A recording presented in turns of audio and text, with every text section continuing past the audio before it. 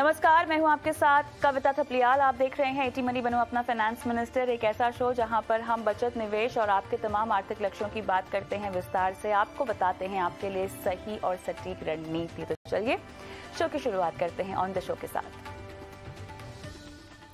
30 अक्टूबर को है world saving day. आपको बताएंगे कहां पैसे बचा रहा है भारत, क्या है फर्क निवेश और बचत में।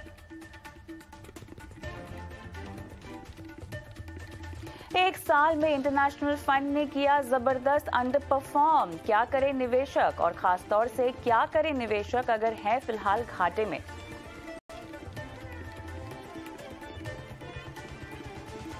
कैसे भारतीयों के बीच बढ़ रही है इमरजेंसी फंड को लेकर जागरूकता, बताएंगे आगे।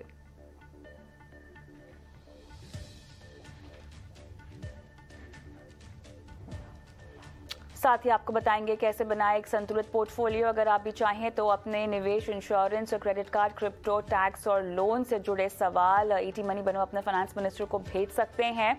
व्हाट्सएप नंबर नोट डाउन कर लीजिए, ये हमारा एक्सक्लूसिव व्हाट्सएप नंबर है 9619873567 और इस नंबर पर हमें इंतजार रहता है आपके सवालों का।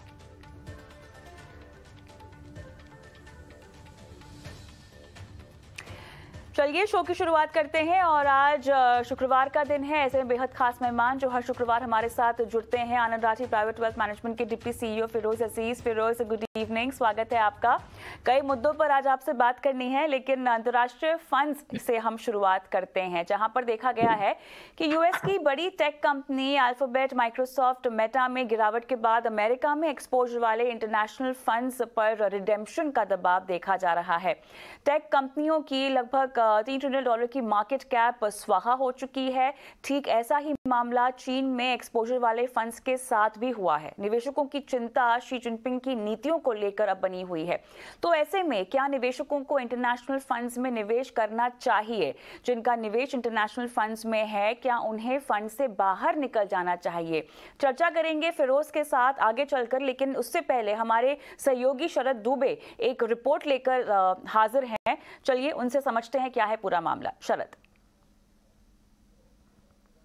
जी, फोकस में रहने वाला है भारत के म्यूचुअल फंड हाउसेज जो इंटरनेशनल फंड्स में इन्वेस्ट करते हैं, और इम्पॉर्टेंट बात यह है कि उनकी रिटर्न्स में जो है ग्लोबल क्यूज़ के कारण जो है प्रेशर आया है, और आपने अगर 1 या 2 साल पहले निवेश किया है तो आपके रिटर्न्स भी मोस्टली नेगेटिव आ रहे हैं। लेकिन हम लोग पूछते हैं कि ये प्रॉब्लम्स क्यों हो रहे हैं। हैंगसेंग इंडेक्स जो था 30% गिर चुका है। नास्डैक के जो टेक हेवी इंडेक्स है, जहाँ पे बहुत सारे भारत के जो ETF फंड्स हैं, म्यूचुअल फंड्स जो इन्वेस्ट करते हैं, उनमें भी जो है गिरावट देखी, लगभग 25% का गिरावट देखने मिला। और ये सेलिंग प्रेशर ज़्यादातर आया है जहाँ पे एक्सपोजर चाइना और US में देखने मिला है।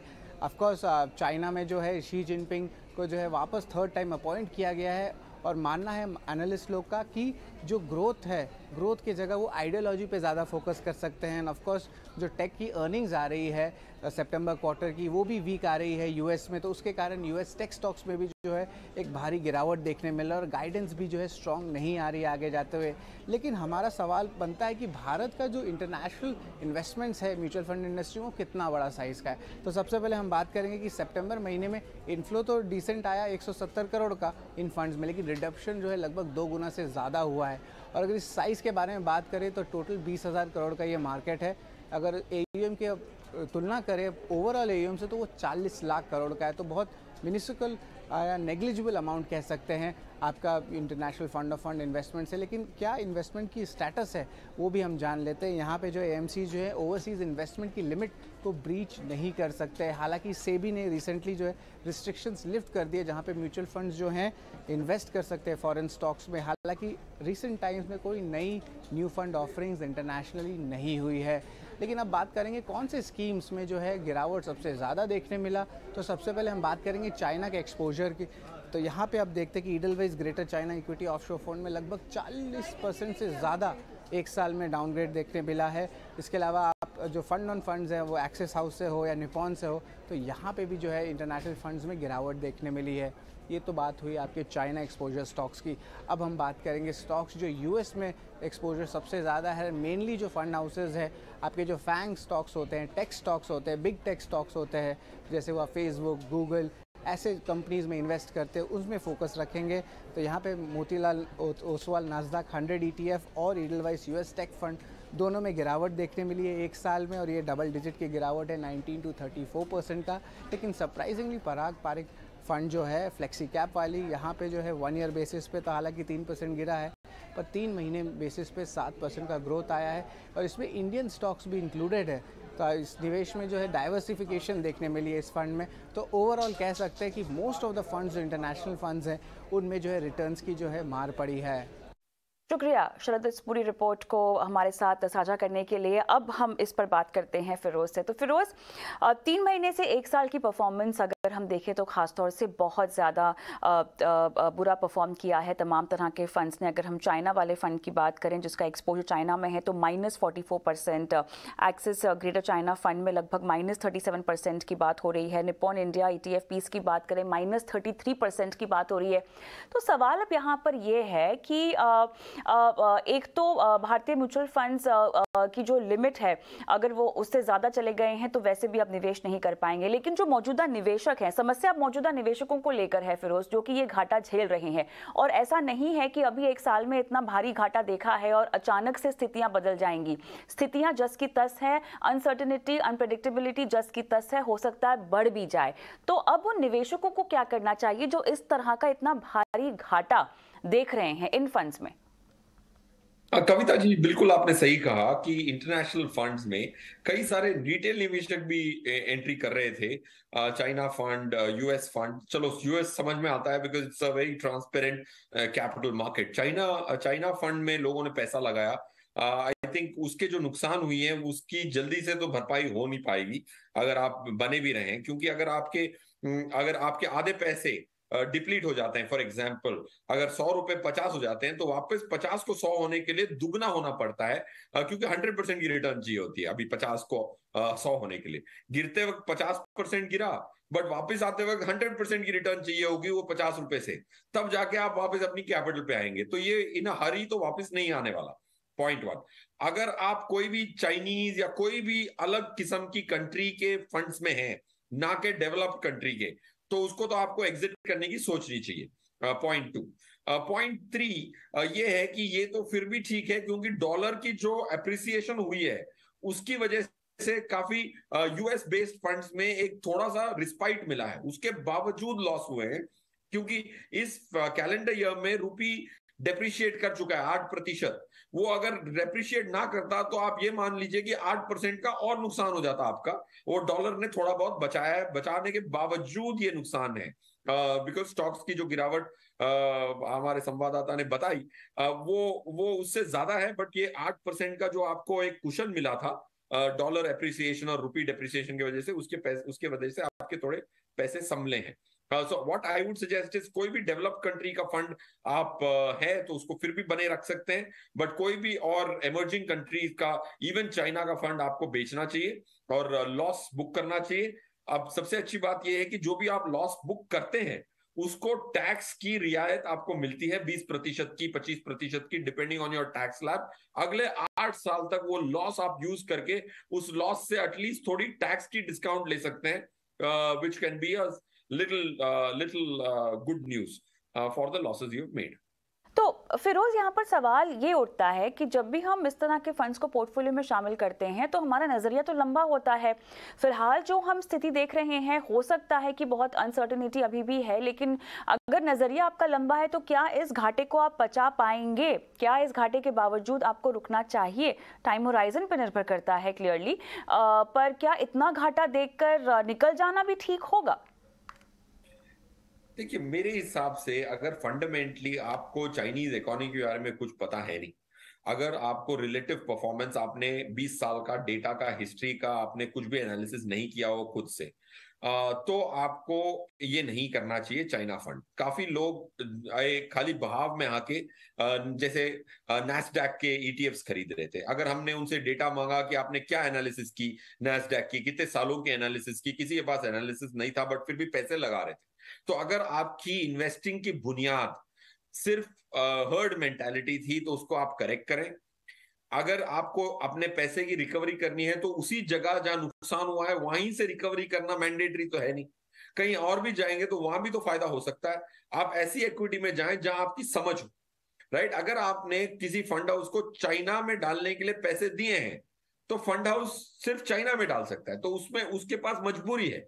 अगर आपने कोई भी फंड हाउस को बोला कि भाई मेरे पैसे डाल दो कोई भी इंटरनेशनल मार्केट में, तो फिर फंड मैनेजर आपका काम कर रहा है, चाइना में से निकल रहा है, जापान के इंडेक्स में जा रहा है, यूरोप में जा रहा है, यूएस में जा रहा है। अगर आपने एक फंड मैनेजर को रिस्ट्रिक्ट करके सिर्फ चाइना का मैंडेट दिया है, तो और चाइना की आपकी समझ इतनी नहीं है जितनी इंडिया की है, तो मैं कहूंगा कि आपको जो पैसे रिकवर करने हैं वहीं से रिकवर करने जरूरी नहीं है जहां से नुकसान हुआ है। कहीं और जाएंगे तो भी रिकवरी प्रोसेस फास्ट हो सकता है या मोर सर्टन हो सकता है।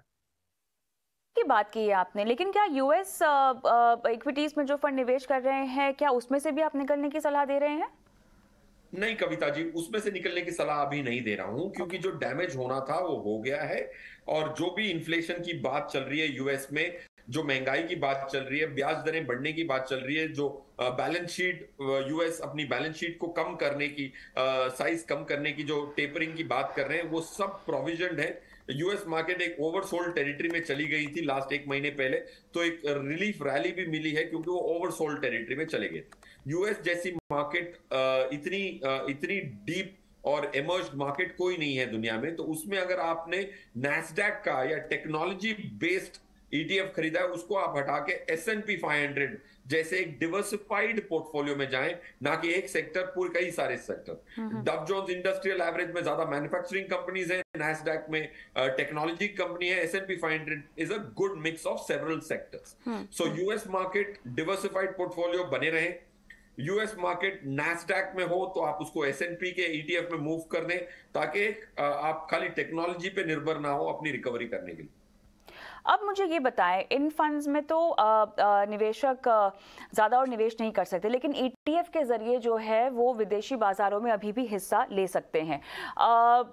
कैसे ईटीएफ की ओर रुख करना चाहिए, और उसमें भी क्या यूएस के बाज़ार की ओर फोकस करना चाहिए? नया निवेश किसी को अगर अंतर्राष्ट्रीय बाज़ार में, विदेशी बाज़ार में शुरू करना हो तो फिरोज?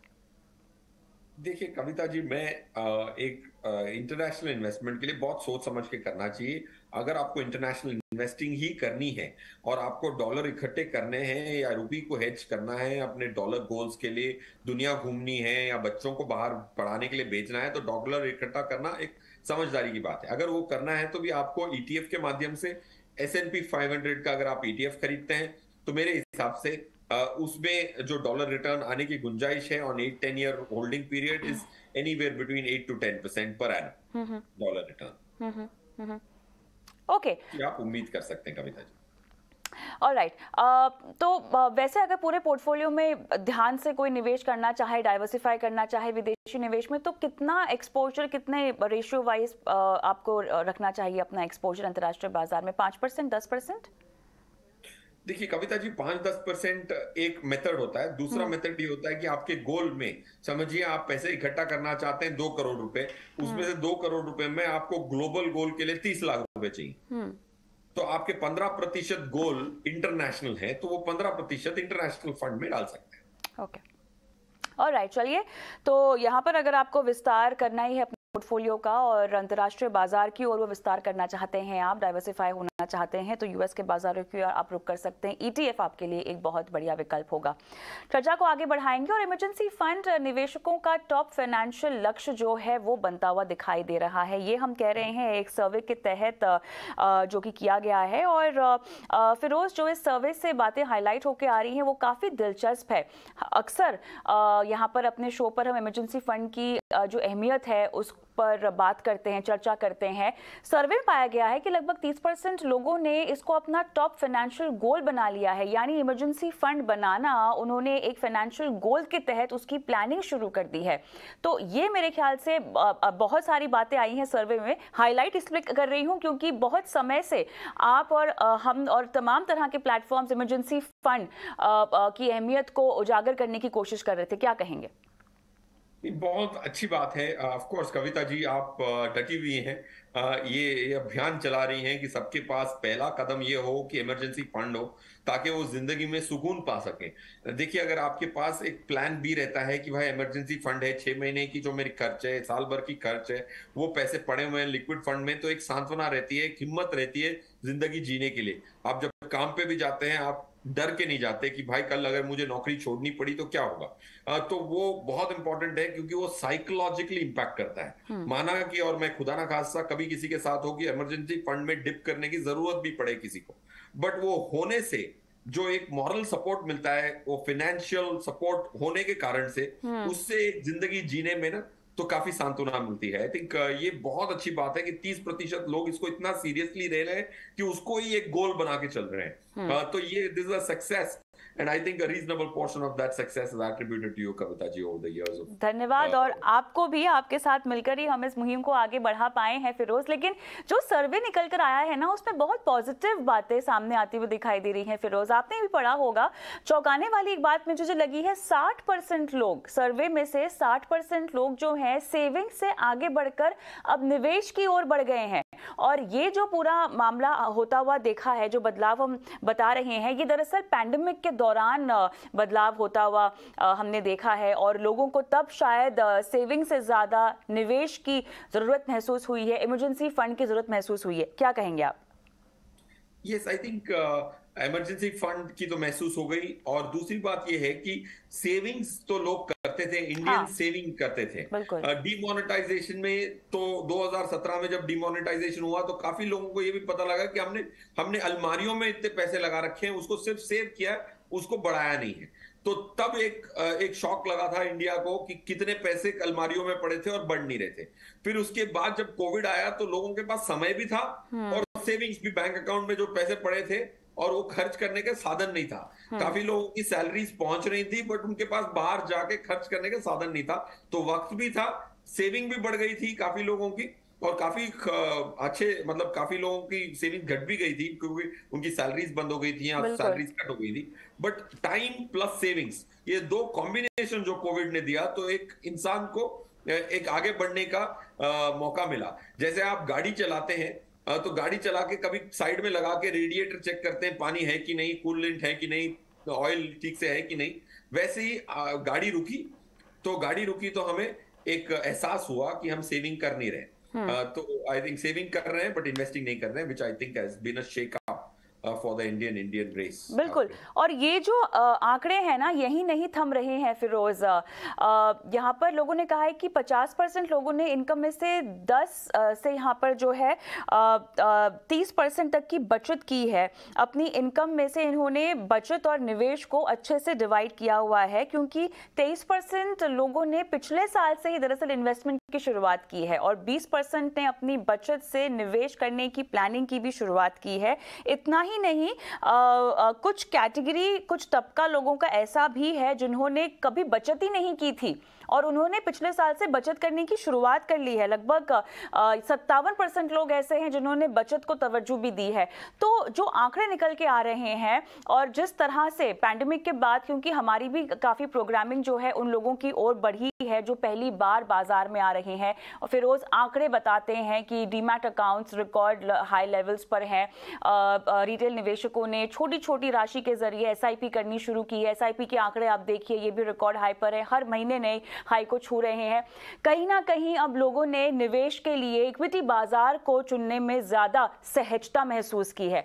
कम से कम ये सर्वे में ये बात समझ में आती हुई दिखाई दे रही है। क्या कहेंगे आप? यस कविता जी, ये आपने कहा ना, SIP ये दर्शाती है कि इंडिया के काफी सारे लोग SIP को अफोर्ड कर सकते हैं। वो डाल रहे हैं 12,900 करोड़ की SIP का नंबर। एक महीने में इतने 1,000 करोड़ इंडियन रिटेल निवेशक डाल सकते हैं। और आज भी Kavita ji, we are just scratching the surface. शिखर के ऊपर दूसरी शिखर हम हासिल करने की क्षमता रखते हैं इंडियंस, क्योंकि आज जो म्यूचुअल फंड की जो AUM 40 लाख करोड़ की अभी बात हुई थी, वो सिर्फ 16% है इंडिया की GDP का। और दूसरी कंट्रीज ग्लोबल एवरेज है 63%। मतलब म्यूचुअल फंड का जो AUM होता है, जो पैसे म्यूचुअल फंड एक कंट्री के मैनेज करते हैं, उसकी वो GDP का 63% हिस्सा होता है। 63, दैट्स द ग्लोबल एवरेज। हम सिर्फ 16 पे हैं। मतलब जो गुंजाइश है बहुत ज्यादा है। तो हम आज एक शिखर पे हैं, अगले बार दूसरी शिखर पे होंगे, शिखर के ऊपर शिखर हम हासिल कर सकते हैं, because we are just not more than 6% of Indian population mutual fund में इन्वेस्ट करता है। ये मैं रिपोर्ट पढ़ रहा था, सिर्फ 6% लोग, और US में 50-60% लोग, 70% लोग म्यूचुअल फंड में इन्वेस्ट करते हैं। तो अभी तो long miles before we sleep. चलिए, उम्मीद करते हैं कि ये सिलसिला और भी ज़्यादा बढ़े तेज़ी से। और इसी नोट पे फिरोज़ आगे बढ़ते हैं और झटपट सवालों का सिलसिला शुरू करते हैं। हमारे दर्शक उदय हमारे साथ फ़ोन लाइन पर हैं। उदय नमस्कार, आपका सवाल हमारे पास है, मुझे बस कंफर्म करना है जो आपने डिटेल्स हमें भेजी हैं। 20 लाख रुपए चाहिए आपको 15 साल में, बेटी की उच्च शिक्षा के लिए आपने प्लानिंग करनी है ना? चलिए, उदय शायद फोन लाइन पर नहीं है, लेकिन इनका सवाल आपके पास भी होगा फिरोज। 10,000 रुपीज़ 10,000 हर महीने ये निवेश करने के लिए तैयार हैं। 15 साल के लिए इनको निवेश करना है, 20 लाख जुटाना है। देखिए, 15 साल के लिए अगर निवेश करना है और 10,000 रुपए इन्वेस्ट करने हैं, 15 साल में आप कुल मिला के 18 लाख रुपए की तो खुद की कैपिटल होगी आपकी, क्योंकि आप 10,000 रुपए हर महीने डालेंगे तो एक साल में 1,20,000, 15 सालों में ऑलमोस्ट 18 लाख रुपए आप खुद की कैपिटल लगा चुके होंगे। तो आपको जो पैसे इकट्ठे करने हैं उसको महंगाई जोड़िए, और अगर आप ये SIP करते हैं तो ऑलमोस्ट आप 55 लाख तक भी एक्यूमुलेट कर सकते हैं 10 to 12% की रिटर्न पे। तो इसमें जो स्कीम्स हैं वो मैं बता देता हूं आपको, अलग अलग कैटेगरी की। फ्रैंकलिन ब्लू चिप एक large cap scheme, HDFC flexi cap एक flexi cap scheme as the name says, Kotak emerging equities एक mid cap scheme, SBI contra एक कॉन्ट्रेरियन स्कीम जो भेड़ चाल के परे होती है वैसी स्कीम, और ICICI फोकस्ड इक्विटी। ये 5 स्कीम का पोर्टफोलियो 2-2 हजार का अगर आप करेंगे, पूरा इक्विटी में करें, आपको डेट की जरूरत नहीं है, क्योंकि 15 साल की अवधि है आपके पास। नियर सर्टेनिटी होती है 15 साल के होल्डिंग पीरियड में एक कंट्री की इक्विटी को आउट परफॉर्म करने के लिए, specially growing country like India. चलिए उदय, उम्मीद करते हैं कि आपने सुन ली हो आपकी सलाह। आपसे हम बात करने की कोशिश कर रहे थे, फोन लाइन कर गया। बहरहाल यूसुफ रहमान ये फोन लाइन पर है नहीं, लेकिन चलिए इनका सवाल हमारे पास है, आपके पास भी है फिरोज। इन्होंने फंड्स के नाम दिए हुए हैं। इस निवेश से जो इन्होंने अभी अपना पोर्टफोलियो बनाया है ना फिरोज, 17 से 20% रिटर्न चाहते हैं 20 साल के बाद। ये जानना चाहते हैं कि 17 से 20% अगर मैं पकड़ कर चलूँ तो मुझे कितना मुनाफा होगा। डायरेक्ट स्टॉक में ये निवेश कर रहे हैं और 20 साल के बाद हर महीने इनको 1 लाख रुपए चाहिए इसमें से, अपने पोर्टफोलियो में से। फिलहाल 8 फंड्स हैं, 15,000 की SIP जो है ये शायद कर रहे हैं, और बढ़ानी भी है इन्हें। 15,000 से अपनी SIP की राशि बढ़ानी भी है। फिलहाल इनका जो निवेश है उसका टोटल वैल्यू इन्होंने दिया हुआ है। यस कविता जी, मेरे हिसाब से 17 से 20% की उम्मीद करना यूसुफ रहमान जी का वाजबी नहीं होगा।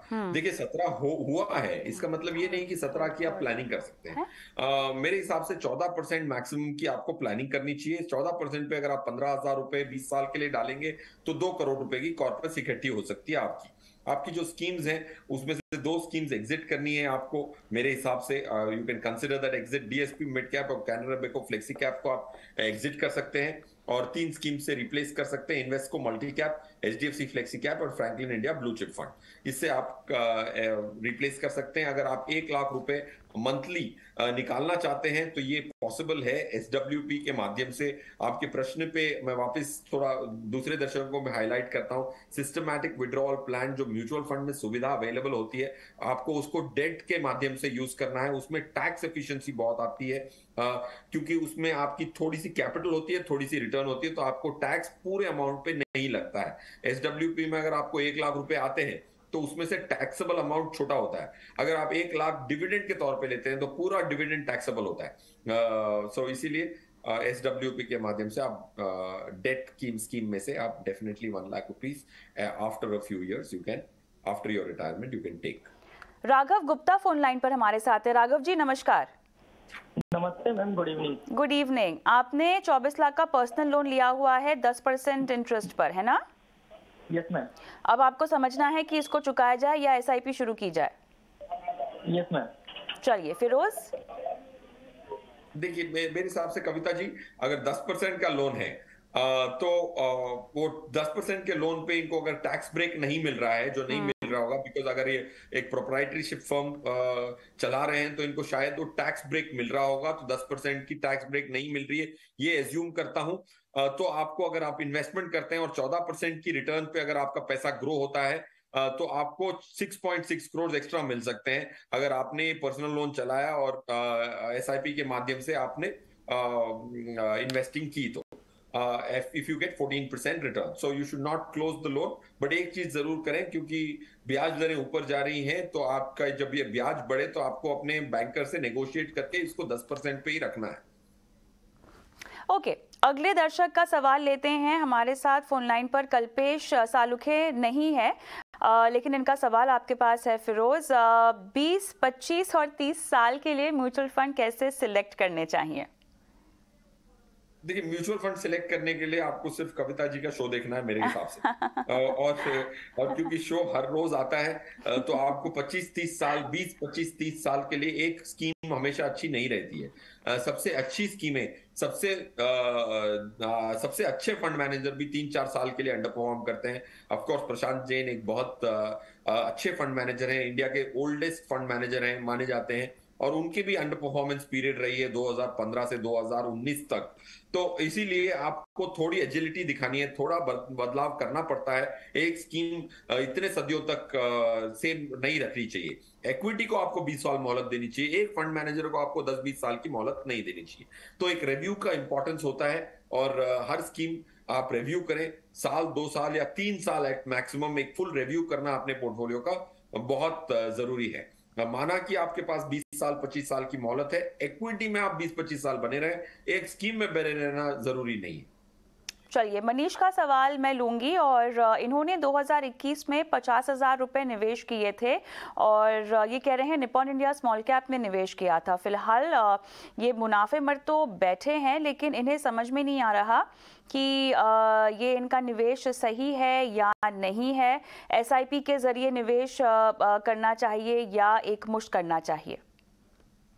यस कविता जी, मेरे हिसाब से मनीष के प्रश्न में ही उत्तर है। एक बार 50,000 डाल दिए स्मॉल कैप स्कीम में, क्या इससे पैसे बन सकते हैं? पैसे बन सकते हैं, वेल्थ नहीं बन सकती। वेल्थ बनने के लिए डिसिप्लिन की जरूरत पड़ेगी आपको। देखिए, आप अगर एक बार जिम हो ही आएंगे तो आपका वेट नहीं घटेगा, रोज जाना पड़ेगा, राइट? तब जाके उसका कुछ इंपैक्ट पड़ेगा, right? Of course you will feel fresh, you will feel energetic, पसीना आएगा तो आपको एक बार जाएंगे तो खुशी महसूस होगी। बट आपको अगर वजन घटाना है तो आपको कंसिस्टेंटली कुछ करना पड़ेगा। तो SIP तो अनिवार्य है, पॉइंट 1। अगर आप एक मुश्त निवेश कर रहे हैं और सिर्फ एक SIP, एक स्मॉल कैप फंड में कर रहे हैं, तो ये स्ट्रेटजी नहीं है, ये एक ट्रांजैक्शन है। आपने 50,000 यहां से निकाले, यहां डाल दी, राइट? एक स्ट्रेटजी बनाएं, एक रोड मैप बनाएं। आपको अपनी जिंदगी की प्लानिंग करनी है तो ऐसे नहीं होगी, तो आप पूरी रोड मैप को कार्व आउट करें। और मनीष जी, अगर आप वो रोड मैप बनाएंगे ना, तो आपको एक लगाव होगा उस रोड मैप से, आपको एक डिसिप्लिन ऑटोमेटिकली आएगा, आपके पास एक गोल्स होंगे, टारगेट होगा। वो टारगेट के परे आप नहीं जाएंगे अगर आपने वक्त बिता के उसको बनाया। So please don't do it transactionally, do it strategically is my submission to you Manish. चलिए, आखिरी सवाल यहाँ पर लेंगे गौरव मित्तल का, और 2 से 3 लाख रुपए इन्वेस्ट करना चाहते हैं और जिसमें रिस्क कम हो। हालांकि इन्होंने हमें समय की अवधि नहीं बताई है, शॉर्ट टर्म और लॉन्ग टर्म दोनों के लिहाज से, मतलब 1 साल और 5 साल या उससे ज्यादा का नजरिया, दोनों के लिहाज से आप जवाब दे दीजिए Firoz. Yes Kavita ji, equity, because इनके पास इनकी अवधि नहीं बताई गई है, कम रिस्क रखना चाहते हैं। कम रिस्क भी रखना चाहें, अगर आपके पास 5 साल या 4 साल से ऊपर भी हो तो 50% इक्विटी में डालें, क्योंकि इक्विटी में डेट से ज्यादा की रिटर्न आ जाएगी 4-5 सालों में, अच्छी संभावना है। सर्टेनिटी कुछ किसी चीज की नहीं है। तो इसीलिए 5 इक्विटी स्कीम्स, 2 डेट स्कीम्स बता देता हूं। इसकी कॉम्बिनेशन डेट स्कीम होगी IDFC guild 2027 index fund, IDFC guild 2028 index fund. ये दोनों ही गवर्नमेंट ऑफ इंडिया को लेंड करते हैं, तो कम से कम रिस्क है। 5 साल आपकी ऑलमोस्ट रिटर्न नियुक्त हो जाती है अगर आप 5 साल पूरी तरह से होल्ड करने की क्षमता रखते हैं। That's point 1। Point 2, on the equity side 5 schemes जो हमने प्रीवियस दर्शक को भी बताई थी, वही स्कीम्स आपको बतानी पड़ेगी। Franklin India blue chip, HDFC flexi cap, Kotak emerging equity, SBI Contra, ICICI focused blue chip, focused equity. ये 5 स्कीम इक्विटी साइड पे और 2 स्कीम्स डेट साइड पे। डेट साइड पे सिर्फ 2 ही स्कीम दी कविता जी इनको, क्योंकि वो गवर्नमेंट ऑफ इंडिया को लेंड करती है, तो उसमें डिवर्सिफिकेशन आपको करने की इतनी जरूरत नहीं है, क्योंकि government of India is the highest credit in Indian rupee. चलिए, इसी के साथ बहुत बहुत धन्यवाद फिरोज, आपने आज शिरकत की और दर्शकों की फाइनेंशियल प्लानिंग की और निवेश की तमाम बारीकियों पर भी अपने विचार साझा किए। बहुत बहुत धन्यवाद। रुकेंगे एक ब्रेक के लिए, लेकिन ब्रेक पर जाऊं उससे पहले एक खास व्हाट्सएप नंबर जो कि हमारा एक्सक्लूसिव व्हाट्सएप नंबर है, आप हम तक सीधा संपर्क कर सकते हैं, अपने सवाल हम तक पहुंचा सकते हैं। 9619873567 ये वो नंबर है जहां पर आप अपनी इन्वेस्टमेंट को लेकर, अपने mutual fund, insurance, credit card, loan, tax, कोई भी सवाल पूछना चाहते हैं, सवाल झटपट इस नंबर पर भेज दीजिए और हम कराएंगे आपकी लाइव फाइनेंशियल प्लानिंग। रुकेंगे ब्रेक के बाद और ब्रेक के बाद हमारे साथ इन्फ्लुएंसर शरण हेगड़े जुड़ेंगे जो कि बताएंगे वर्ल्ड सेविंग डे के मौके पर बचत के नुस्खे और बचत और निवेश में क्या अंतर है, इसके नुस्खे उनसे समझेंगे इस छोटे से ब्रेक के बाद।